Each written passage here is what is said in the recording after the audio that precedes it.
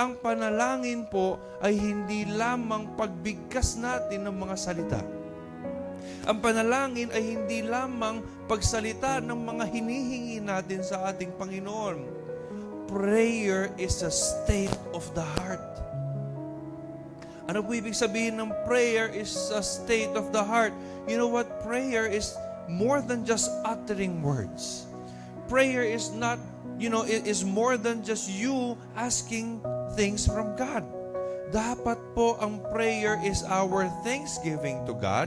Ang prayer po is our way of communication with God. No? And a prayer po is a means of you surrendering not only your situation, but also yourself to God.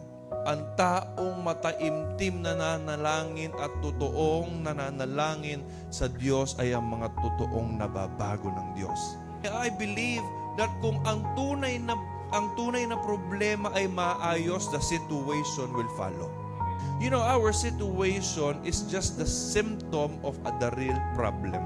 When we try to change the symptom or the situation without really fixing the real problem, mangyayari po nun, sinusuppress lang po natin, and one day, paglabas po niyan, mas malala po yan.